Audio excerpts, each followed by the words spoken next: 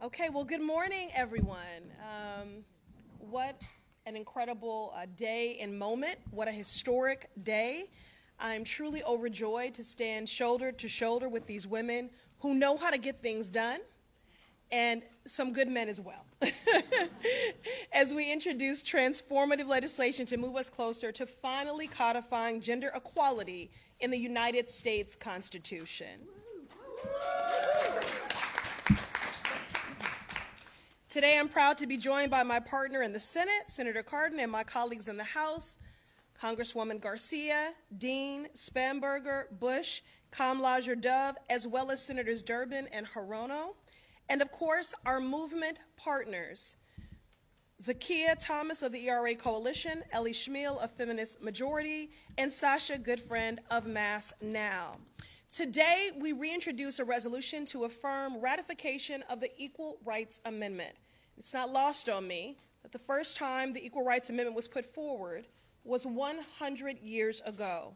The coalition was not as diverse nor as inclusive, so I'm especially encouraged and emboldened to demonstrate today we are leading and working in an intersectional and inclusive way to advance this priority.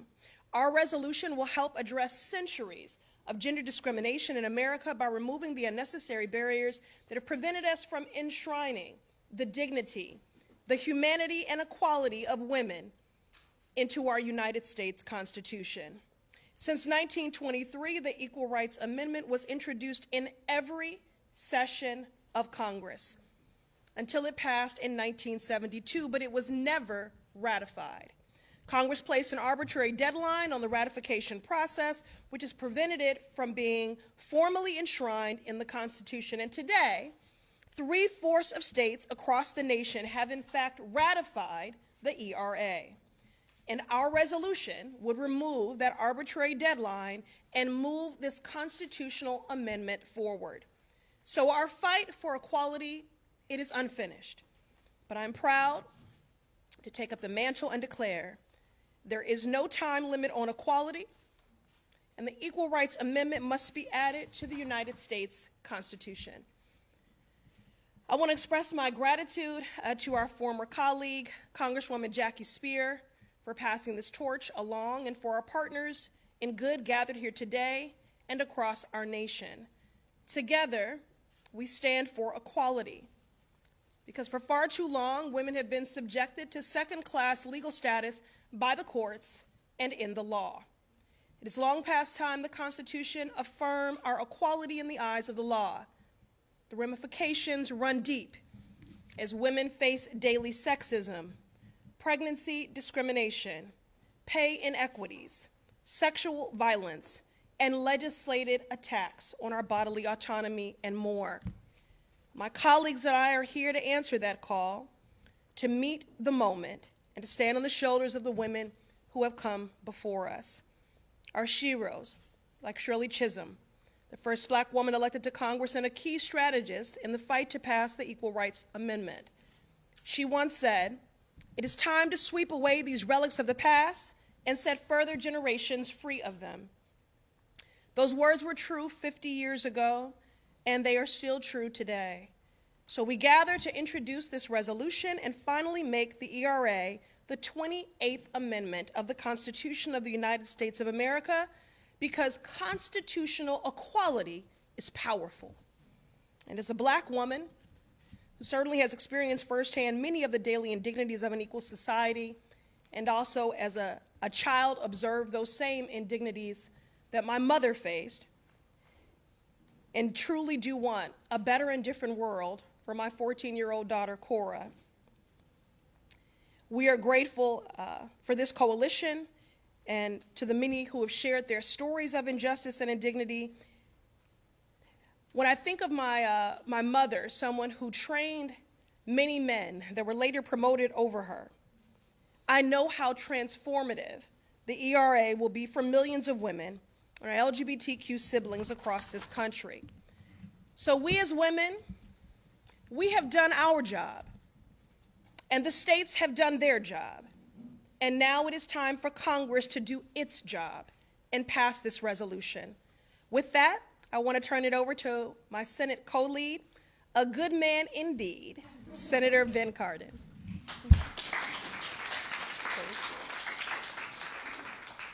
Representative Pressley, first of all, thank you for your leadership on this issue. I'm proud to be your partner. I not only speak on behalf of myself, but my wife Myrna, my daughter Deborah, my two granddaughters. This is an important issue for all Americans. So thank you very much for taking up this issue. There is no deadline on equality. The Constitution imposes no time limit on the ratification of proposed amendments. The 27th Amendment, the last to be approved, was debated for 2 centuries. So we are within the Constitution in the resolution that we have offered. What we are doing is removing any doubt. 38 states have already ratified the Equal Rights Amendment, the prerequisite number in the Constitution. We have the Equal Rights Amendment ratified. We need to remove any doubt on its ratification. That's why we're here today. I want to thank President Biden. His Office of Legal Counsel has removed the confusion from the Trump administration's Office of Legal Counsel's opinion, making it clear Congress has the prerogative to remove the deadline. That's exactly what our resolution will do, to remove the deadline. Quite frankly, most people in this country believe that the Equal Rights Amendment is currently part of our Constitution.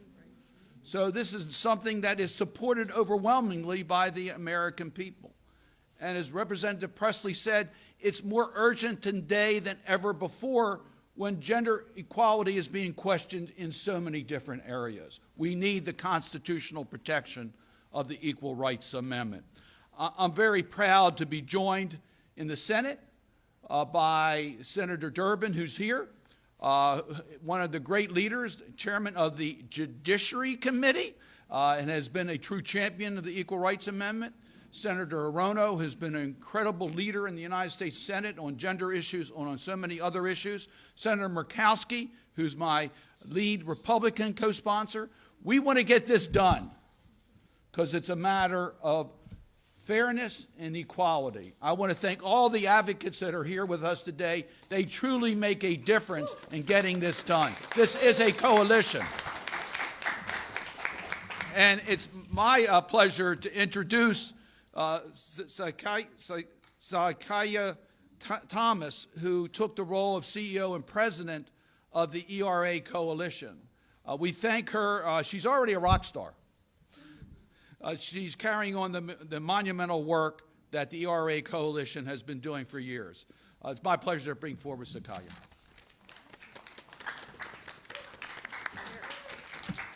Good morning. I'm Zakiya Thomas, President and CEO of the ERA Coalition and the Fund for Women's Equality. Since 2014, the ERA Coalition has been working to bring concerted, organized action to the effort to ratify the Equal Rights Amendment. Composed of more than 283 partners, organizations across the country, the coalition provides education and advocacy for the constitutional equality. The fight to add the Equal Rights Amendment to the Constitution began 100 years ago, when it was first introduced in 1923. And still, opponents of equality continue to take unprecedented steps to roll back our rights because they know that ERA will upend the status quo. It is clear that the need for the ERA is just as fiercely urgent today as it was a century ago. We want to thank Senator Cardin and co-lead Senator Murkowski, who introduced Senate Joint Resolution 4.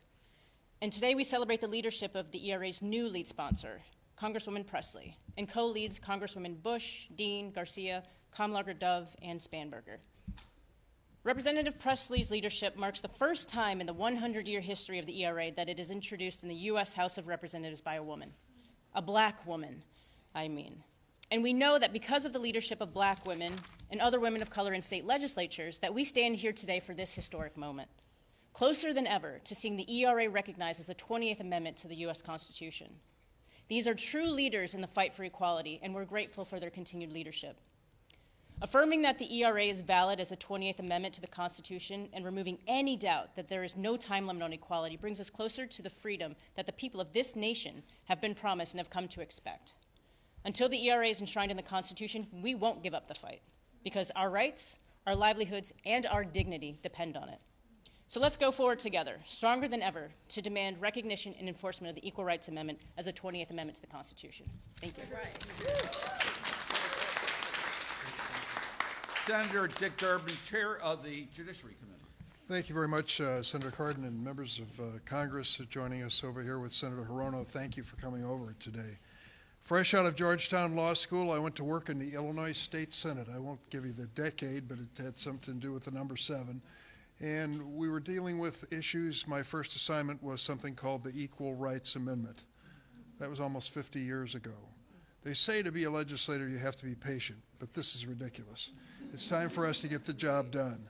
As Ben Cardin said, if you ask most Americans on the street, is there a protection in our Constitution for women so they can't be discriminated against? They say, well, of course. That's as American as it gets. But they're wrong. The explicit prohibition of discrimination based on gender or sex is not in the Constitution and should be. The notion that we expired, the effort expired in its basic timetable is just plain wrong. We know that the 3 states that made the most recent difference were Nevada, 2017, Illinois, ratifying the ERA just a year later, and 2 years after that, Virginia became the 38th state, pushing the ERA past the threshold. As Senator Cardin mentioned, what we're dealing with here is a item or clause in the original resolution. Nothing in the Constitution prohibits us from declaring the ERA as law of the land as it should be. So we're going to get the job done. We're going to start in the Senate Judiciary Committee with a hearing so the people of America know what's at stake here and what we're really fighting for. And then we're going to bring it to the floor, and we're going to get a vote and people on the record as it should be. It's time for us to vote for equality. Thank you. My pleasure to introduce my colleague from the Senate Judiciary Committee and my friend, Senator Mazie Hirono.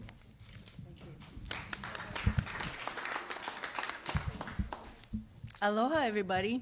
Aloha. Well, I'm so happy to be here with my colleagues from the House and the Senate and all of the advocacy groups who are here. Many of us have been working for the ratification of the ERA for a long time. And 50 years ago, the Congress stepped up and passed the ERA, and Hawaii stepped up as the first state in the country to ratify the ERA.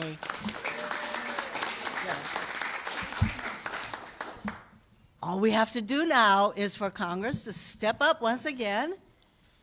And I tell you, I hate to use words like having the courage to enact something that is so right, but that's what it's going to take. Congress has to step up once again to enable this amendment to be in our Constitution. That's all we have to do, people.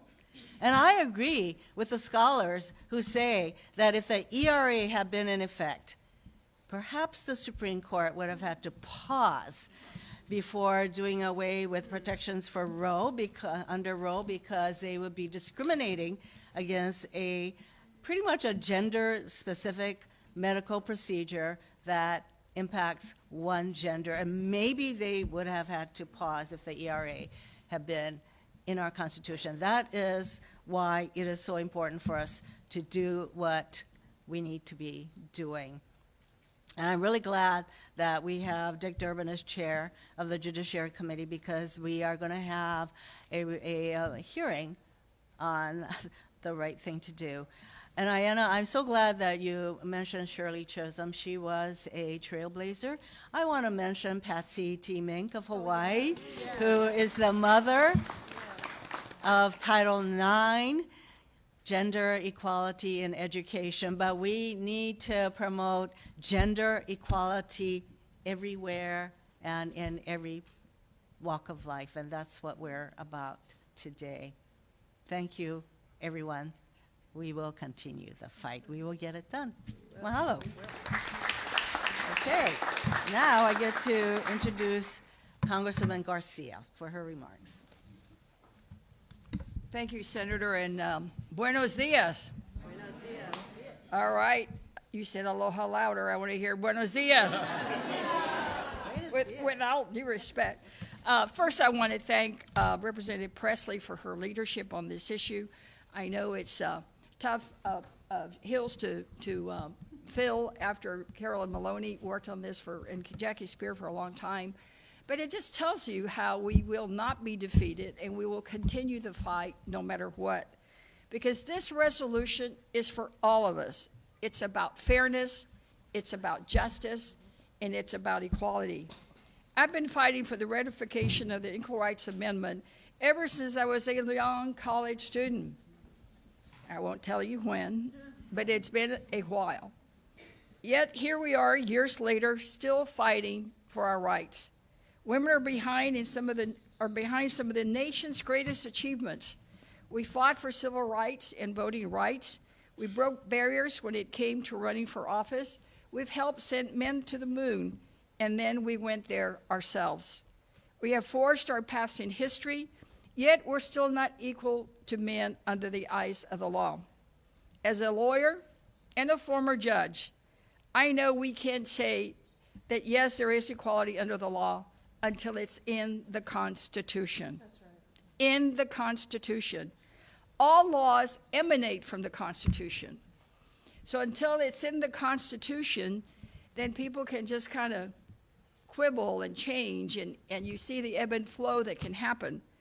So we must put it in the Constitution, because until it's there, it really is not there. So we got to put it in the statutes, we got to put it in through legislation. This resolution gets us started. This arbitrary deadline is just that, it's arbitrary. This is not about a carton of milk with an expiration date. This is about women's rights. It's about gender equality. It's about making sure that there is truly justice for all, as we say every time we say the pledge. I will continue to fight for every little girl in this country until this gets done. They deserve to be in an America that will embrace their full humanity and guarantee equality. I will not stop till we get it done. With that, I yield to my colleague and friend, Representative Madeline Dean. I'm sorry? We're just changing the order. Oh, we're So changing sorry. the order. Yes, okay. Apparently, we don't like expiration dates, but we like changing orders. We're nimble in this movement. I do want to just say something. Speaking of nimbleness, I would be remiss if I did not take a moment in that we do have, despite the fact that we don't have equality, an unprecedented number of women serving in Congress, but we also have an unprecedented number of women working in Congress, and I would like to applaud the women's staff.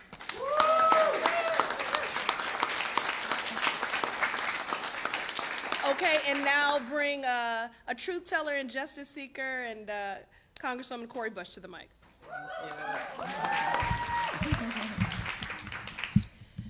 Good morning. And a good morning it is. 100 years. And I say that because we have been fighting for this particular amendment and waiting for Congress to act, as we've heard over and over, for 100 years. And I think about the 100 years this time, actually will be my 47th birthday, July 21st, will be 100 years. I will turn 47 and hopefully some kind of a way close, maybe me and my sisters and our kids and grandkids will finally make it into the Constitution. So as each week goes by, we know 81% of women continue to report experiencing some form of sexual assault or other assault in our lifetime, and that gets to continue on because we don't have the ERA. We need the ERA now. As each week goes by, black girls continue to be murdered by men at a rate of 3 times higher than white women, which that should also be 0, and 6 times higher for indigenous women because we don't have the ERA. We need the ERA now. Each week goes by, women continue to be paid 83 cents to every dollar paid to men for the same type of work, with black women at 58 cents, or they can say 64 is still too low, and Latinas at 53 cents on the dollar. We need the ERA now. We give, so we need to receive. We bleed, so we belong in the Constitution. We breathe, we belong in the Constitution. Each week that goes by without the ERA is a week where we allow, Congress, we allow injustice and inequity to thrive and to continue to impact, to harm women and communities across this country. As a Black woman who has experienced domestic violence and sexual harassment in the workplace and unequal pay and blatant gender discrimination and, I'm here because I know that the most marginalized in our society have the most to gain from constitutional equality, the most to gain from recognizing the ERA as the 28th Amendment to the U.S. Constitution. We are here to claim it and to continue the work of women and queer people, particularly the black and brown advocates who rarely make it into the media coverage or the history books. And I'm gonna always call their names. I got a long list, but because this is short, I'm gonna go with 3. Polly Murray, Barbara Jordan, and Shirley Chisholm. Over the decades, these ERA advocates have remained undaunted, committed to pursuing equality at all costs. This legacy we intend to follow, and this legacy is in the room. We just heard from advocates, and you got some more coming. That undaunted commitment is right here and it's present. And so I am grateful to my sister in service, Congresswoman Pressley, for her leadership, for her inspiration, and I'm proud to stand with her, Senator Cardin, and my esteemed colleagues to bring this same energy to the ERA right here in 2023. So together, let's finish this century-long fight. And now, let me turn it over to the next person because I'm out of line. We're gonna turn it over now to Madeline Dean.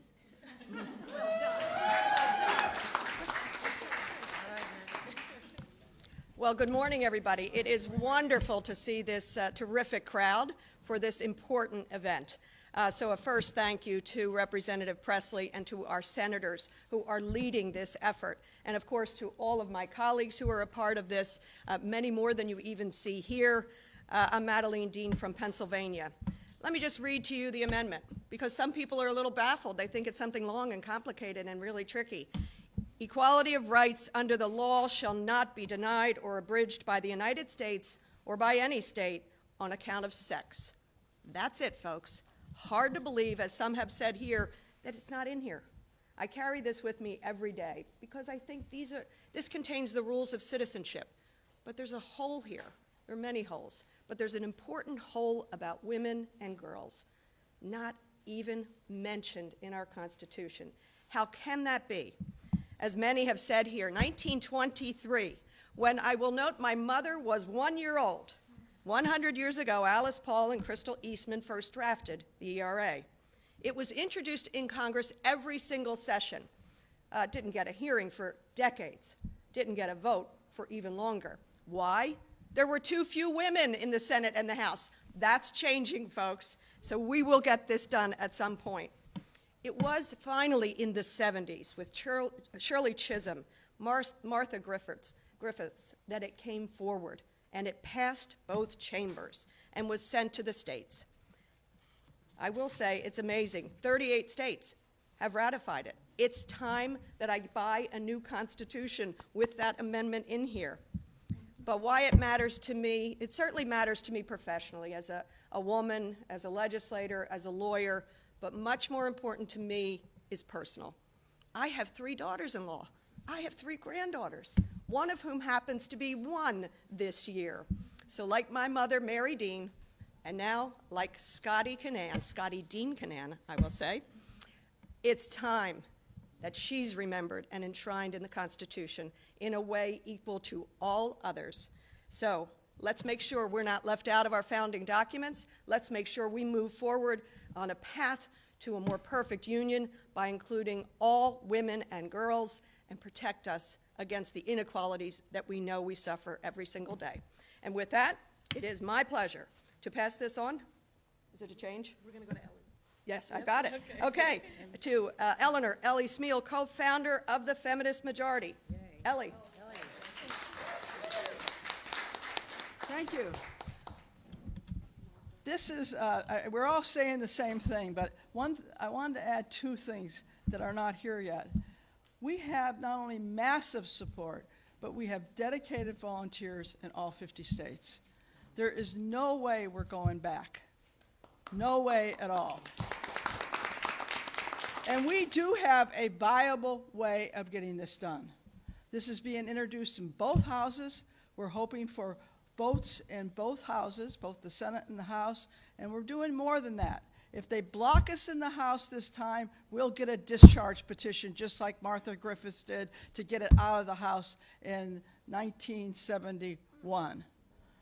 So, because people say, well, how can this be done? It can be done with a discharge petition, and if we have to, we can break a filibuster in this House. I hope to, Senator. Because we can't go back.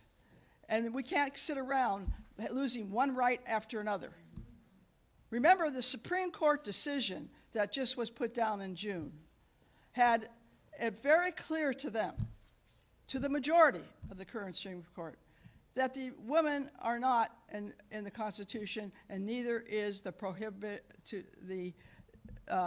prohibition of sex discrimination. Not only that, they clearly said that the Equal Protection Clause did not cover sex discrimination. Are we going to go back and see more things reversed? Access not only to contraception, not being able to marry who you want to marry. I mean, what is this? What do they expect? Do we now go and take laws that we thought were there and start dismantling laws? What happened to sex discrimination? We talk about violence. The original Violence Against Women Act had a Section 3 in it. And that Section 3 said that a victim of sexual assault had a right, a civil right, to enter court at the federal level. That was reversed by the Supreme Court, and it has never been fixed. And so if you're in a state where you don't have any guarantees, you are right now robbed of your rights. Are they going to make it even weaker? Are they going to dismantle the whole network of violence against women that has been established since 1994? How about employment law? Are we going to go see that it be unraveled because of this novel thing that we are to look back and sorry about this, woman, you never were in the Constitution and there is no equal protection for you. We're not taking it, and we're not going to go one by one. So that's why this is going to be a mammoth campaign. I'm so excited that the Senate and House resolutions are the same. We've had at times when they were not quite the same, so that would have been more complicated. Both resolutions are the same. We are determined to get it through. We're not going back, and we're going to fight until equality is ours. Thank you. Now, Representative Abigail Spanberger is over here, and I think you should also introduce your mother, who's one of them. Stealing my speech. Oh, I keep looking at her, and I say, thank you. Thank you. So I come to you from the 38th state to ratify the Equal Rights Amendment. I'm glad to be joined with the first. Right here. Right there. Thank you for your leadership to your state. Our state took a while, but then we did it right. And I just want to sort of mention what it meant to be the 38th state to ratify the Equal Rights Amendment. It meant years of advocacy by women, by men, by Virginians who wanted to establish in Virginia a clear, resolute voice for equality, that wanted to take a vote in our state General Assembly and ultimately be the 38th state. Would have been, we came after Illinois and Nevada, who preceded us. But it was a moment of extraordinary pride. And as a Virginian, it's also, and as a daughter, it's a moment of extraordinary pride, because for decades, quite literally for years, long before I ever got into politics, the best advocate I know, my mother, Eileen Davis, went to the General Assembly in the Commonwealth of Virginia every single year, lugging her suitcase full of materials like a farmer rep, to tell people about this thing, this Equal Rights Amendment. And she was joined by other Virginians who believed very deeply that they needed to make a change. And they kept knocking on doors, and they kept carrying their material, and year by year, more people joined them. And more people join them because they realize just how incredibly important this is. And more people join them because it seems so obvious when they realize that, in fact, we were not guaranteed equality within the Constitution of the United States. And so Virginia, again, as a proud Virginian, as the 38th state to ratify the Equal Rights Amendment, we now have a culture of excitement and joy and appreciation for this amendment that we will get done in Congress, that we will ensure becomes enshrined in our Constitution and there for my 2 sisters and my 3 daughters and nieces and the Americans to come after us.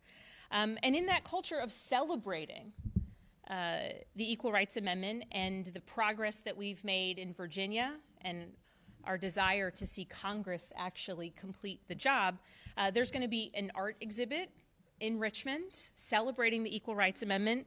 And so as a bit of thanks and gratitude to Congresswoman Pressley for all of her work, I have something that will keep you motivated day by day. Besides coffee. Besides coffee. That's sweet. Oh, And on the back it says, "Dear Representative Pressley, we are delighted that you are going to champion the ERA in Congress. Thank you for stepping up and working so hard to ensure we make history. We are behind you. Let this poster be a source of encouragement for you as we build on the work of generations of women and people committed to the Equal Rights Amendment. All means all, with love and gratitude, Eileen Davis, Katie Horna, and VoteEquality.us."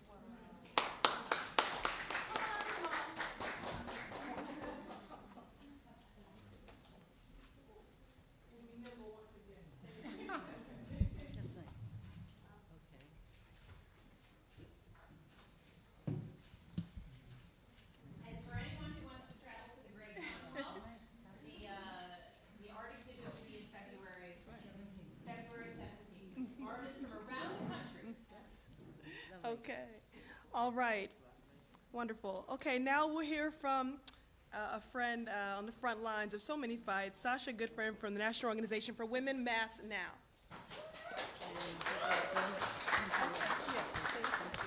Good morning.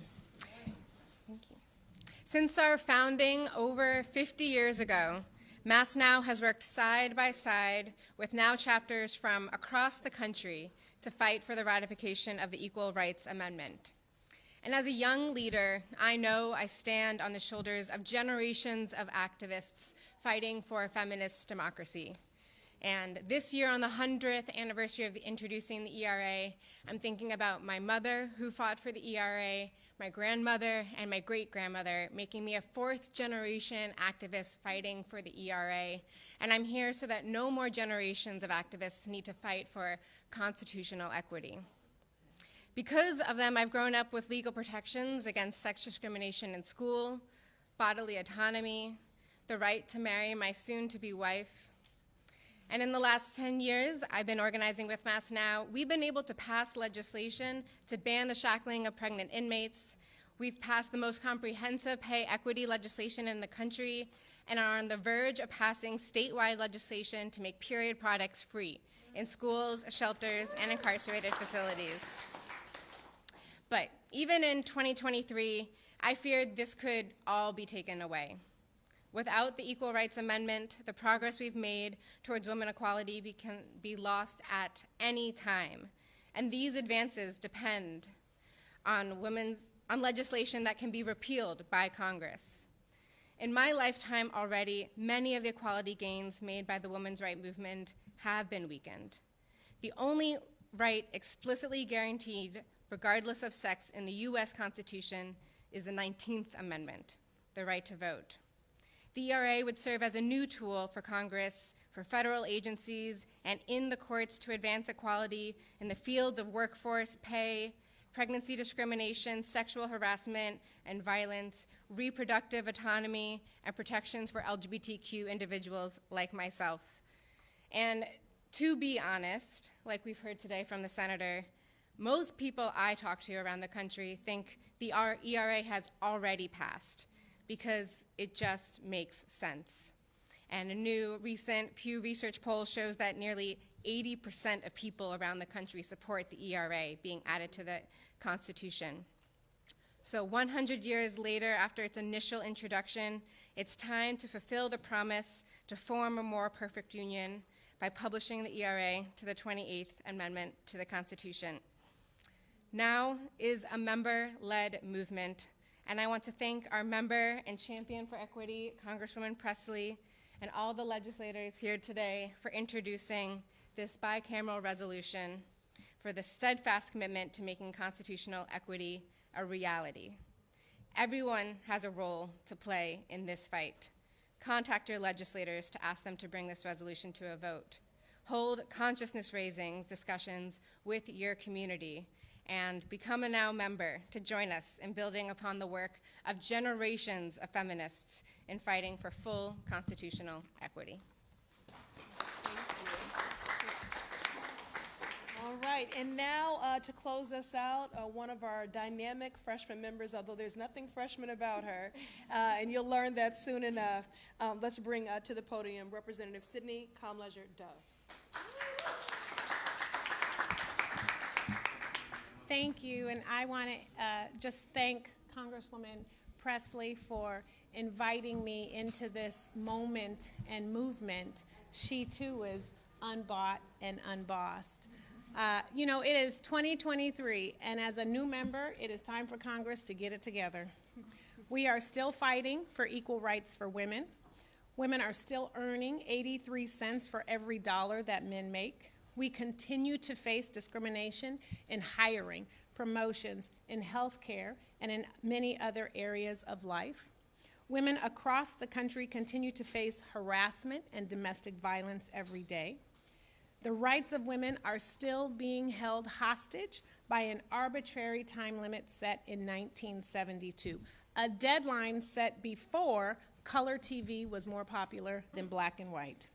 And we are letting this arbitrary deadline prevent women from having full and equal protection under the United States Constitution.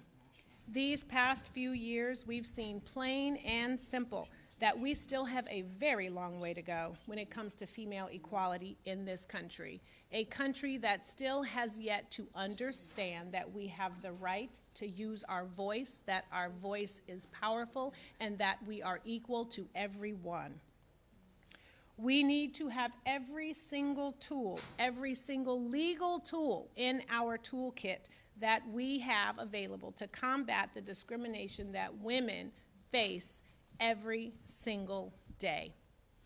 With the Equal Rights Amendment in effect, survivors of domestic violence and sexual assault will be better supported, and we can fight harder against pay and pregnancy discrimination. We are saying the same things over and over again because sometimes you have to say it 3 times for somebody to hear you. We are here, we are not going anywhere, and we deserve equal rights in the Constitution. Full stop. So I believe this is going to be a good year for women, for this movement, and for Congress to get it together, especially given the coalition of advocates and members in a bicameral fashion that are committed to making sure that women have the right to use our voice and that our voice is protected in the Constitution. Thank you.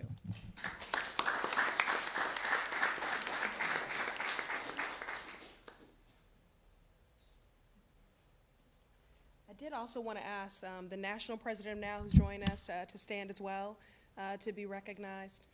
Yes, Christiane. You know, your being at the mantle is historic in and of itself, and again, another testament to the fact that what we were referencing earlier, that so often women, and in particular black women, have been a historical footnote or had their contributions erased completely. So there will be no erasure here today. So we thank you for your leadership. Okay, and now I'm happy to take a couple of questions. Senator Cardin, would you like to join us? A question for our House member, if you wouldn't mind. Today, the Republicans in the House are introducing all the COVID-related measures. None of them are obviously here supporting this. What would you say about the Democratic priorities discussion versus the one that we're seeing from the Republican side? Well, you know, Democrats, I don't think our conviction or our priorities change. And as evidenced by the fact that we're here today in coalition in this way. We don't lead only when the Democrats are in the majority. We don't organize only when the Democrats are in the majority. We stay in coalition and in movement building, seeking to advance those things that center the humanity and the dignity of all. The Republicans have proven time and time again that they are anti-woman, anti-worker, anti-immigrant.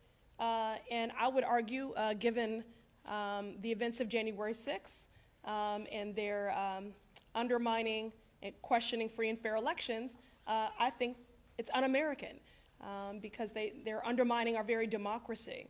So Democrats are going to continue to do what we always do, which is to center the people and to deliver. Okay. Is the Boston Globe here? Oh, there you go. Okay. Could you tell me a little bit about sort of what the contrast between statewide passage of equal rights for women and the rollback of abortion access can tell us about the climate that this resolution is being introduced in? Well, first I just want to say it's not surprising to me that at a inflection point in our country where we do see an unprecedented number of women serving, that we also find ourselves in the midst of daily unrelenting legislative attacks against our bodily autonomy and our rights. It's a backlash of its own. Good thing about all of us and women writ large, we're battle tested. And we do recognize, and we've seen enough times, that unfortunately gains are not guarantees. And so we have to fight like hell to preserve the gains that have been made while doing the work of advocating, organizing, and legislating to expand upon those rights. You know, there certainly is a correlation here, as was referenced earlier. We perhaps would not have seen this unprecedented action from this far-right imbalanced Supreme Court in legislating from the bench and overturning the will of the majority of the people by overturning the Dobbs decision. And so I believe that the people are with us not only on bodily autonomy and reproductive rights and abortion justice, but they are also with us on the need to finally ratify the ERA. As evidenced by, I'd say, the diversity of this coalition of members both in the House and Senate. Senator Carter, is there anything else you'd like to add? Yeah, First, let me thank all the people that are here, and thank you for your spirit, your motivation, your energy. We need that. There's systemic discrimination in America, we know that, and there's systemic gender discrimination. We see it in the workplace, we see it in healthcare, we see it in safety issues.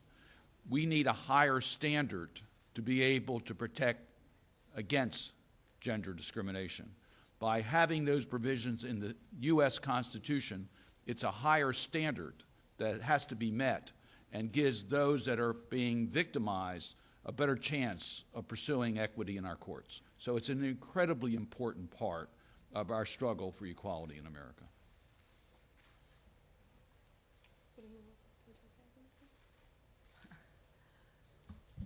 The reality is, and I wanted to say this, and we're all trying to say something different, but the Equal Rights Amendment has been ratified, and this resolution speaks to it very clearly that it has met all of the requirements of the United States Constitution. So we're not walking away from this. But just as the senator said, right now the courts have not been ruling us at the highest standards, anything on sex discrimination. It could be employment, it could be violence, it could be education. I could go on. They're finding loopholes so discrimination can go on. And when we say we fought 100 years, not only are fighting for ERA 100 years, but I can testify that for over 50 years now, we have been fighting on every major issue, and our laws simply are not strong enough. And this is to say unequivocally that you cannot discriminate against either sex, by the way. There cannot be gender discrimination, and that also goes to the LGBTQ issue. In other words, we want full equality for all citizens in this country. We think we have it, but when it comes to court time, we're starting behind. And so we are determined that the ratification be recognized by the archivists, recognized and put into the Constitution, because we have done everything you need to do to ratify the ERA, or to ratify an amendment. I know it's hard to grasp that because it still has not been put into the Constitution in and there's still a court fight ahead. But the reality is we have met those conditions and we will do it again. You can see from the young people here, on the youth vote, over 3/4, that says both women and men, but are for the Equal Rights Amendment. And young women are conditioning their votes on this now. They want full equality, and for heaven's sakes, they don't want to have less rights than their mothers had. That's right. And so this is a very important time. And I think that I am so proud that this is also, is not only intersectional, but it's intergenerational. Yes. Young and old are together on all the, every minority group. Let's face it, they're not minority groups. Diversity is the greatness of this country. We're working together, but we want all rights for all citizens as equal. And I would just add, these are very impassioned, eloquent appeals, but this is not an appeal for charity or benevolence. This is about reciprocity, what we deserve, and it's about enshrining our humanity and our dignity. And women have been on the front lines in the work of emancipation and liberation for everyone else. And so it is our time, and this is the moment, especially in the midst of unprecedented attacks against women and LGBT and other marginalized communities. And so I think what's really important here is that this gives Congress, federal agencies, and the courts a new tool to advance equality in the fields of workforce and pay, pregnancy discrimination, reproductive autonomy, protections for LGBTQ folks, and more. And so this is about transformative constitutional equality, and that's why we're here. Any other on-topic questions? Yes. What do you say to those who continue to oppose the ERA, specifically female lawmakers on the other side of the aisle? Just what do you think? Women not being on board with this important issue. Would you like to speak to that? No. Okay. Who wants? Why? Yeah, I mean, why? I mean, they're just, I don't know.